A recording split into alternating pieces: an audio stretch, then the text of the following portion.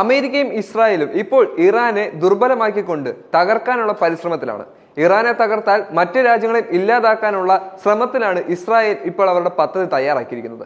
എന്താണെങ്കിലും പാലസ്തീനെ തകർക്കാനുള്ള ഇസ്രായേലിന്റെ എല്ലാ പദ്ധതികളും അവസാനിച്ചതോടെ ഇനി ഏത് രാജ്യത്തെയാണ് ഇസ്രായേൽ ലക്ഷ്യം വെച്ചിരിക്കുന്നതെന്നുള്ള ചോദ്യം പ്രസിദ്ധമാവുകയാണ്. ആ ചോദ്യത്തിന്റെ ഉത്തരം ഇറാനിലേക്കാണ് ഇപ്പോൾ. എന്നാൽ ഇറാനെ തകർക്കാൻ ഒരിക്കലും ഇസ്രായേലിന് സാധിക്കില്ല. അത് അമേരിക്കനെ കൂട്ടുനിർത്തിക്കൊണ്ട് ചെയ്യുകയാണെങ്കിലും ഒരിക്കലും സാധിക്കില്ല. കാരണം ഇറാൻ എന്നത് ഇപ്പോൾ ലോകത്തിന്റെ ഏറ്റവും ഉന്നതമായ അല്ലെങ്കിൽ വലിയ സാങ്കേതിക വിദ്യകളും അതുപോലെ തന്നെ സൈന്യ ബലവുമുള്ള ഒരു രാജ്യമാണ്. അതുകൊണ്ട് തന്നെ ഇറാനെ തകർക്കാൻ ഒരിക്കലും ഇസ്രായേലിനും അമേരിക്കയ്ക്കും സാധിക്കില്ല. അമേരിക്കൻ പ്രസിഡന്റ് ഡൊണാൾഡ് ട്രംപ് അദ്ദേഹത്തിന്റെ പല തീരുമാനങ്ങളും ഗാസയ്ക്കെതിരെ എടുത്തപ്പോഴും ഇറാൻ ഒരിക്കലും അതിനെ സപ്പോർട്ട് ചെയ്യുകയോ അല്ലെങ്കിൽ അതിനെ നടപ്പാക്കാൻ ശ്രമിക്കുകയോ ചെയ്തിട്ടില്ല. അതുകൊണ്ട് തന്നെ ഇറാനെ തകർക്കാൻ അമേരിക്ക തയ്യാറാകുന്നത് എന്തുകൊണ്ടാണെന്നുള്ള ചോദ്യം നമുക്ക് വ്യക്തമായിട്ടുള്ള ഉത്തരം ലഭിക്കുന്നുണ്ട്. ഈ ചോദ്യത്തിന്റെ ഉത്തരം ഇറാൻ ദുർബലമാണെന്ന അമേരിക്കയുടെയും ഇസ്രായേലിന്റെയും ആവർത്തിച്ചുള്ള വാദങ്ങൾക്ക് തിരിച്ചടിയായി ഇസ്രായേലിനെതിരെ മൂന്നാമത്തെ നേരിട്ടുള്ള ആക്രമണം ലക്ഷ്യമിട്ടുകൊണ്ട് ഇറാന്റെ പരമോന്നത നേതാവ് അയത്തുള്ള ഖമേനി രംഗത്ത് വരികയും ചെയ്തിരിക്കുകയാണ്. ഇസ്രായേലിനെതിരെ മൂന്നാമത്തെ നേരിട്ടുള്ള ആക്രമണം ഏത് നിമിഷവും ഉണ്ടായേക്കുമെന്നാണ് ഇപ്പോൾ ലഭിച്ചിരിക്കുന്ന മുന്നറിയിപ്പുകൾ. ഇറാന്റെ മുതിർന്ന ഇസ്ലാമിക് റവല്യൂഷണറി ഗാർഡ് കോർപ്സ് കമാൻഡറായ അലി ഫദാവിയാണ് ഇത് സംബന്ധിച്ച മുന്നറിയിപ്പ് നൽകിയിരിക്കുന്നത്.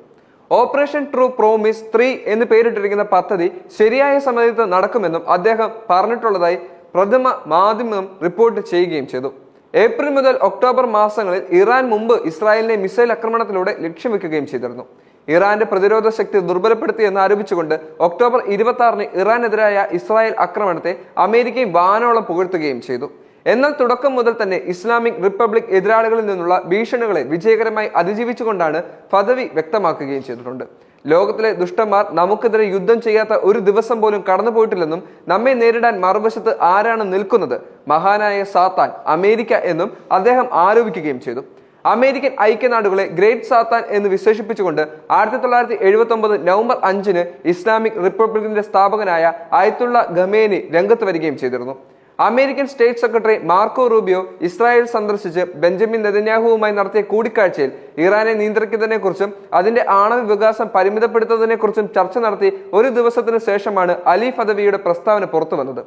ഗാസയിൽ യുദ്ധം ആരംഭിച്ചത് മുതൽ ഇസ്രായേൽ ഇറാന് വലിയ തിരിച്ചടി നൽകിയിട്ടുണ്ടെന്നും അമേരിക്കൻ പ്രസിഡന്റ് ഡൊണാൾഡ് ട്രംപിന്റെ പിന്തുണയോടെ നമുക്ക് ആ ജോലി പൂർത്തിയാക്കാൻ കഴിയുമെന്നതിൽ എനിക്ക് സംശയമില്ല എന്നും നെതന്യാഹു വ്യക്തമാക്കുകയും ചെയ്തു. ഇറാൻ പോലുള്ള ഒരു രാജ്യത്തിന്റെ കാര്യം വരുമ്പോൾ അവർക്ക് ഒന്നും ചെയ്യാൻ കഴിയില്ല. ഒരു വശത്ത് ഇറാനെ ഭീഷണിപ്പെടുത്തുകയും മറുവശത്ത് ഇറാന്റെ അഭിപ്രായങ്ങൾ പിന്തുണയ്ക്കുകയും ചെയ്യുന്നു. ഇറാനുമായുള്ള ഒരു കരാറിന് ട്രംപ് നേരത്തെ താല്പര്യം പ്രകടിപ്പിച്ചിട്ടുണ്ടെന്നും എന്നാൽ ഇറാന്റെ ആണവായുധ മേഖലയ്ക്ക് മേൽ ആദ്യ ഭരണകാലത്ത് കൊണ്ടുവന്ന സമ്മർദ്ദം വീണ്ടും കൊണ്ടുവരുവാൻ ട്രംപ് ശ്രമിക്കുകയും ചെയ്യുന്നുവെന്ന് ആരോപിച്ചിരിക്കുകയാണ് ഇറാൻ വിദേശകാര്യ മന്ത്രാലയ വക്താവ് ഇസ്മായിൽ ബഗായി.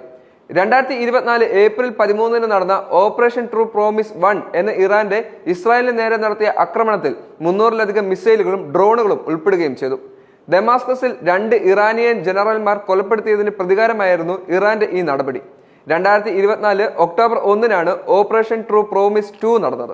മുൻ ഹിസ്ബുള്ള നേതാവ് ഹസൻ നസ്രുള്ള ഉൾപ്പെടെയുള്ള ഇറാനുമായി സഖ്യമുണ്ടാക്കിയ നേതാക്കളെ വധിച്ചതിന് പകരമായി ഇസ്രായേലി സൈനിക കേന്ദ്രങ്ങളെ ലക്ഷ്യമിട്ട് ഏകദേശം 200 മിസൈലുകളാണ് ഇറാൻ തൊടുത്തുവിട്ടത്.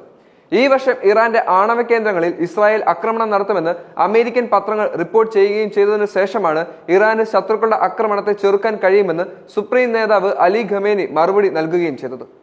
അതേസമയം രാജ്യത്തിനെതിരെ ഉപരോധങ്ങൾ ഏർപ്പെടുത്താനുള്ള അമേരിക്കയുടെ തന്ത്രങ്ങൾ ഇറാനെ ഒരിക്കലും തളർത്തില്ലെന്ന് വിദേശകാര്യ മന്ത്രി അബ്ബാസ് അരാക്ചി പറയുകയും ചെയ്തു. ഇറാന്റെ നിലപാട് എല്ലാവർക്കും വ്യക്തമാണ്. സമ്മർദ്ദത്തിനും ഭീഷണികൾക്കും വഴങ്ങി ഒരു ചർച്ചയും ഞങ്ങൾ നടത്തില്ലെന്നും മാധ്യമപ്രവർത്തകരോട് സംസാരിക്കവേ അരാക്ചി പറയുകയും ചെയ്തു. ഇറാന്റെ ആണവ പദ്ധതിയെക്കുറിച്ച് അമേരിക്കയുമായി ഒന്നുകിൽ ഒരു കരാറിലെത്തുക അല്ലെങ്കിൽ കടുത്ത ആക്രമണങ്ങൾക്ക് നേരിടുക എന്ന ട്രംപിന്റെ നിർദ്ദേശത്തോടുള്ള ഇറാന്റെ മറുപടിയാണ് വിദേശകാര്യ മന്ത്രിയുടെ ഈ വാക്കുകൾ.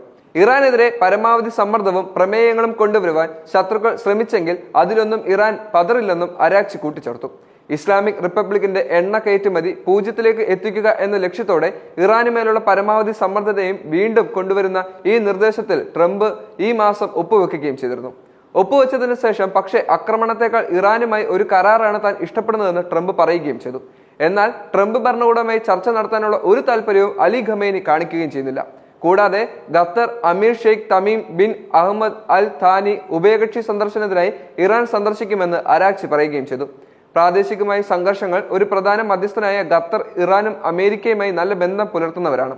അതിനിടയിൽ യുദ്ധക്കളത്തിൽ കൂടുതൽ സുരക്ഷിതത്വവും കാര്യക്ഷമവുമായ ആശയവിനിമയം ഉറപ്പാക്കുന്നതിനായി 2 തരം നൂതന തന്ത്രപരമായ ആശയവിനിമയ വാഹനങ്ങളെ സേനയ്ക്കായി ഇറാൻ സംയോജിപ്പിച്ചതായി ഇറാനിയൻ മാധ്യമമായ പ്രസ് TV റിപ്പോർട്ട് ചെയ്യുകയും ചെയ്തു.